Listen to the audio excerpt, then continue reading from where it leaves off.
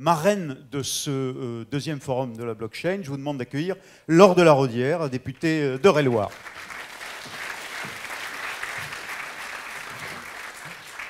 Ravi de vous accueillir, Madame la députée, co-rapporteure de la mission d'information blockchain à l'Assemblée nationale et marraine, je le disais, de ce forum. Alors,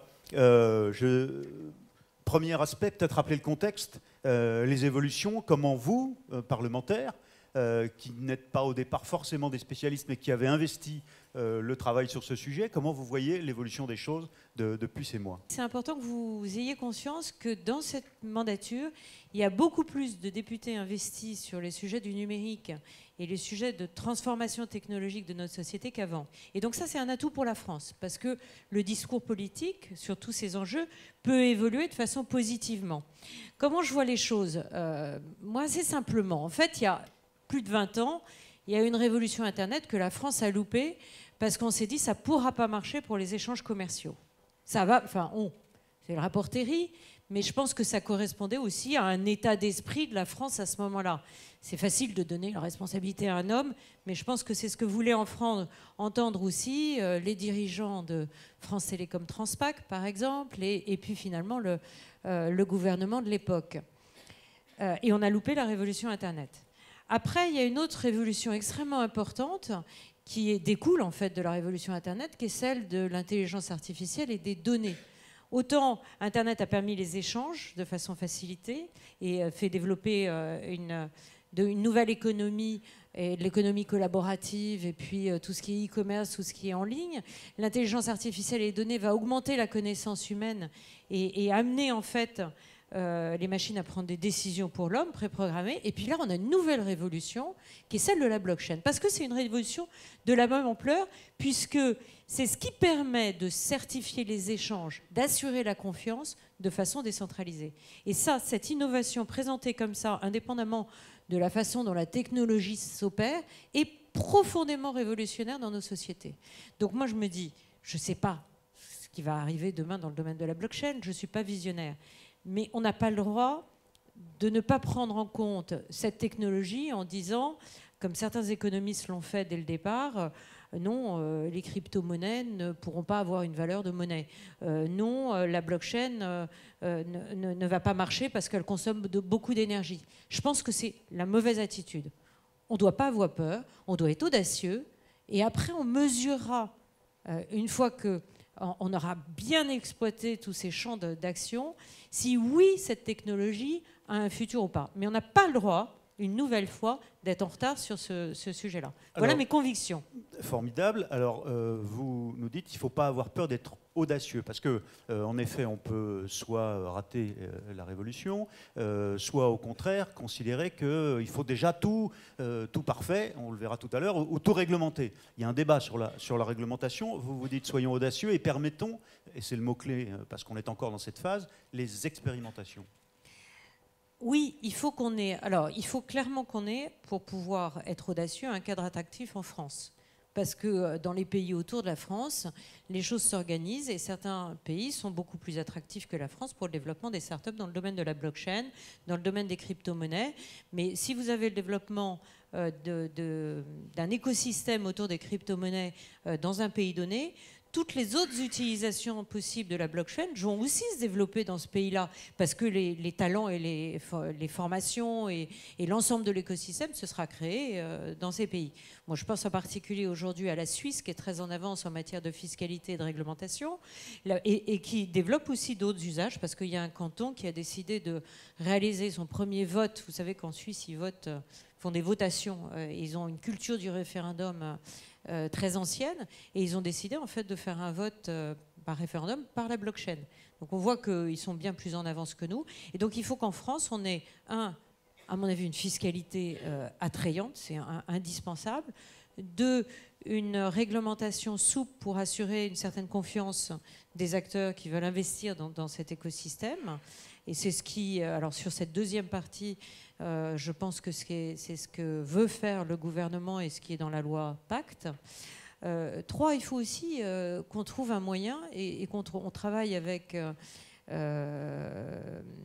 Bercy, les comptables et puis les banques pour savoir comment inscrire en fait ces cryptoactifs dans la comptabilité des entreprises. Parce qu'aujourd'hui, toutes ces startups ne trouvent aucune banque pour les financer. Et donc, il faut à un moment donné qu'elles rentrent aussi, qu'il y ait un lien avec le système réel. Donc, en fait, il y a plein de pistes comme ça où il faut expérimenter, mais il faut quand même un cadre réglementaire qui permette à cet écosystème de se développer efficacement en France. Bien, alors...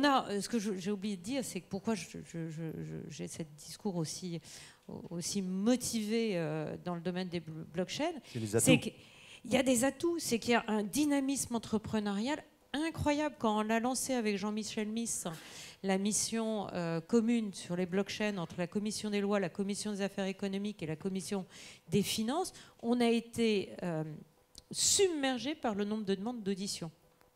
Et je fais référence à la première édition de ce forum parlementaire sur la blockchain qui a eu lieu il y a un peu plus d'un an. J'avais eu l'honneur de pouvoir le co-marrainer, présider aussi. Il n'y avait pas des personnes debout dans la salle. Et il n'y avait pas autant de demandes en fait, et d'intérêt de l'écosystème français. Donc ça va très très vite. Et donc si nous, on ne va pas très vite aussi au niveau réglementaire et au niveau de prise de conscience politique, on sera en retard. Dans ces atouts, il y a cet aspect qui est ce dynamisme entrepreneurial. Donc, on le comparera peut-être tout à l'heure avec les opérateurs, ceux qui sont. Mais il y a aussi évidemment les compétences. Et c'est un des sujets sur lesquels il faut permettre entretenir une formation, développer une filière. Oui, il y a deux aspects par rapport aux compétences. Il y a les travaux de recherche. Et ici, il y a une chercheuse dans la salle qui va nous en parler. Et il faut qu'une partie des fonds d'innovation de rupture qui est décidée par le ministre de l'économie et des finances, par le gouvernement, soit fléchée vers la blockchain et soit fléchée vers les recherches de blockchain. Parce que je suis absolument persuadée que les protocoles en fait, aujourd'hui de blockchain ne sont pas forcément tous optimisés.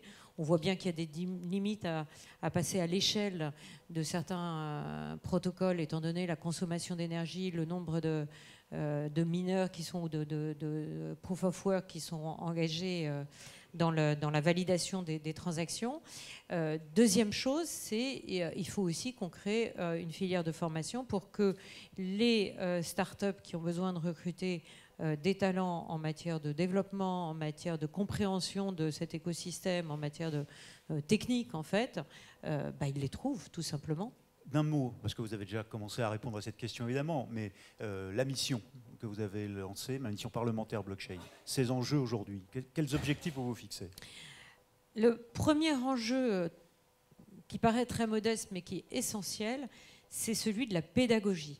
En lançant cette mission avec Jean-Michel Miss, nous avons voulu qu'on parle à l'Assemblée nationale de ce sujet, qu'on le fasse à cheval sur 3 commissions pour impliquer le maximum de députés dans la restitution des travaux, et de dire on n'a pas le droit de mettre le sujet sous la table en disant c'est dangereux, on ne s'en occupe pas.